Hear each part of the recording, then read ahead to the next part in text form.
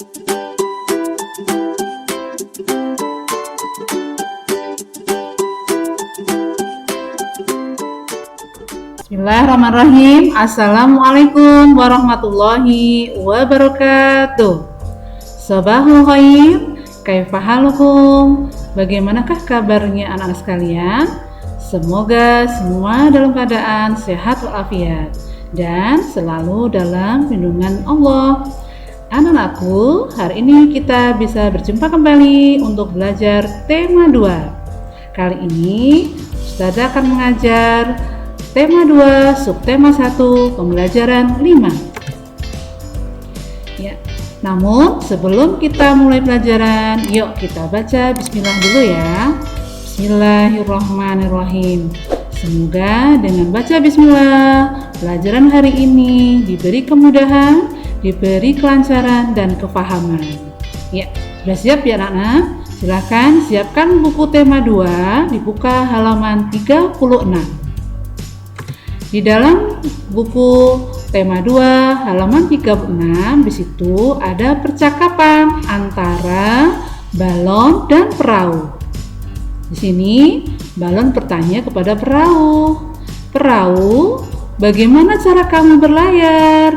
Kemudian perahu menjawab, "Dengan bantuan angin balon." Kemudian balon bertanya lagi, "Angin? Apa itu angin?" Kemudian perahu menjawab, "Angin itu udara yang bergerak. Kalau kamu, mengapa bisa menggelembung?" Ya, balon menjawab, "Karena di dalam perutku juga ada udara, perahu. Ketika udara itu ditiupkan, aku dapat menggelembung." Kemudian perahu juga menjawab, "Berarti udara sama-sama berguna bagi kita ya." Nah, itulah anak-anak percakapan antara perahu dan balon, yaitu keduanya sama-sama membutuhkan udara. Kalau balon itu biar menggelembung maka diisi udara, sedangkan perahu itu membutuhkan angin. Masih ingat ya apa itu angin? Angin itu adalah udara yang bergerak. Nah, itu ya percakapan antara perahu dan balon. Kemudian di halaman selanjutnya ada pertanyaan ya, dijawab sesuai dengan teks percakapan di atas. Nomor 1, apa yang dibicarakan perahu kertas dengan balon? Apa tadi dibicarakan ya anak-anak? Mereka membicarakan tentang udara dan angin. Kemudian, mengapa balon bisa menggelembung? Wah, balon bisa kenapa ya anak-anak? Ternyata karena di dalam balon berisi udara. Mengapa perahu kertas bisa berlayar jika diapungkan?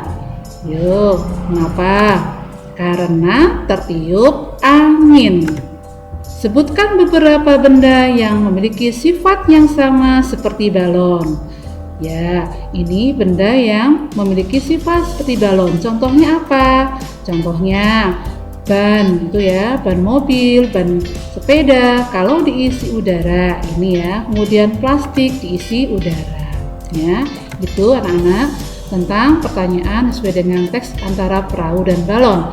Kemudian, yuk kita lakukan kegiatan berikut untuk mengetahui sifat-sifat benda. Sifat-sifat benda. Alat dan bahan yang diperlukan. 1. Balon. 2. Kantong plastik bening. 3. Cara kerjanya. Bagaimana cara kerjanya? Tiuplah balon sampai menggelembung. Kemudian ikat mulut balon dengan karet. 2. Tiuplah kantong plastik sampai mengembang. Selanjutnya, ikat mulut plastik dengan karet. 3. Amati bentuk balon dan kantong plastik tersebut. Bagaimanakah bentuk balon dan kantong plastik? Yo, kira-kira bentuknya bagaimana ya anak? Ya, tentu bentuknya kalau balon diisi udara maka bentuknya seperti balon. Sedangkan kantong plastik kalau kita tiup diisi udara maka bentuknya Apakah seperti balon? Tentu tidak, yaitu seperti kantong plastik. Nah, apa simpulanmu? Ya, kita simpulkan ya anak. Kesimpulannya, balon dan plastik merupakan benda padat. Balon dan plastik jika ditiup akan menggelembung dan di dalamnya ada gas atau udara. Sifat udara itu berubah-ubah sesuai dengan bentuk benda.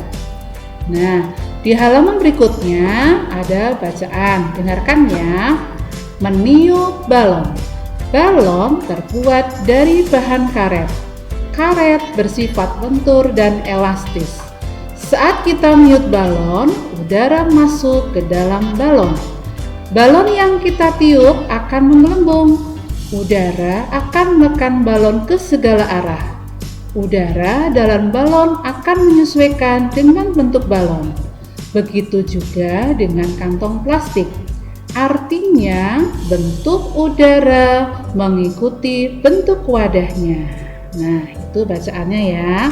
Sekarang, coba setelah mendengarkan isi teks yang dibacakan tadi, jawablah pertanyaan berikut. 1. Bagaimana bentuk udara ketika ditiupkan ke balon? Yo, bagaimana bentuknya? Iya, ternyata bentuknya seperti balon.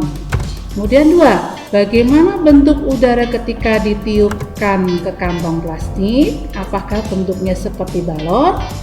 Tentu tidak, ternyata bentuknya juga seperti plastik. Apakah sama bentuk udara ketika ditiupkan ke balon dan kantong plastik? Sama tidak? Tentu bentuknya berbeda. Kalau udara ditiupkan ke balon, bentuknya seperti balon, sedangkan kantong plastik seperti kantong plastik. Jadi bentuknya berbeda. Bagaimana menurutmu sifat udara? Sifat udara itu berubah-ubah sesuai dengan bentuk tempatnya. Ya, itu anak ya. Itu tentang sifat udara. Kemudian halaman selanjutnya di situ ada permainan kepala, pundak, lutut, kaki. Di sini permainan pundak, lutut, kaki itu memerlukan konsentrasi. Kenapa? Karena apabila disebutkan kepala, maka pegang kepala.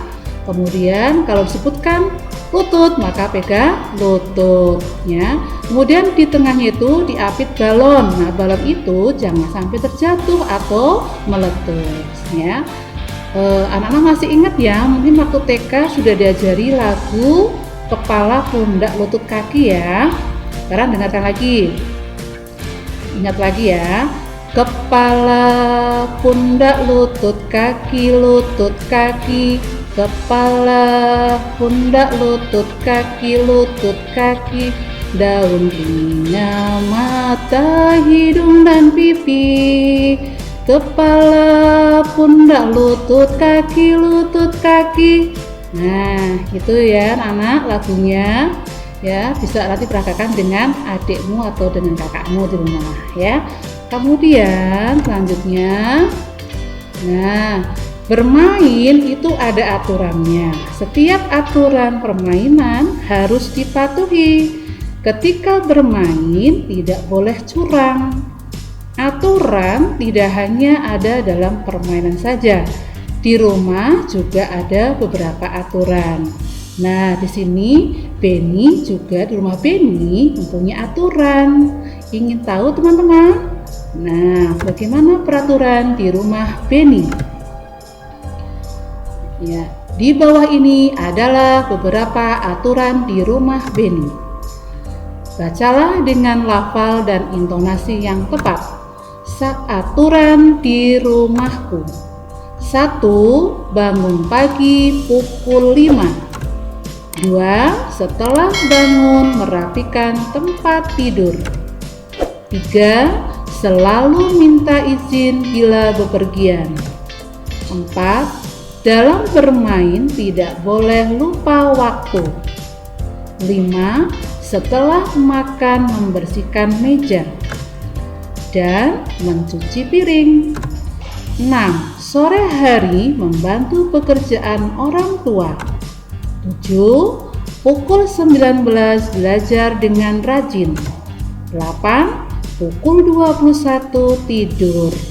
Inilah anak-anak peraturan di rumah Beni.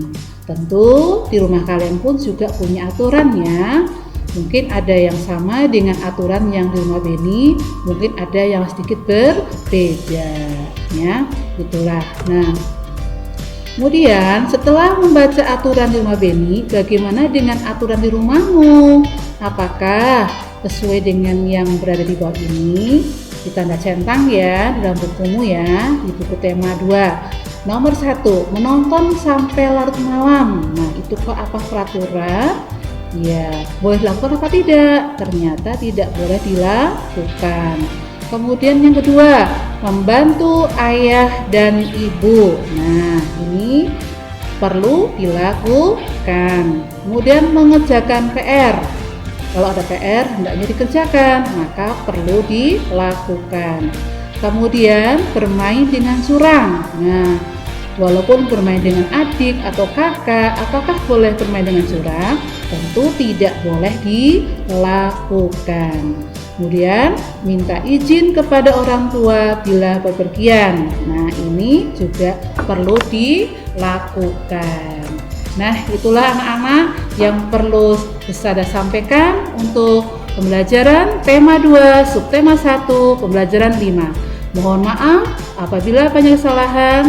Terima kasih. Tetap semangat, jaga kesehatan. Wassalamualaikum warahmatullahi wabarakatuh.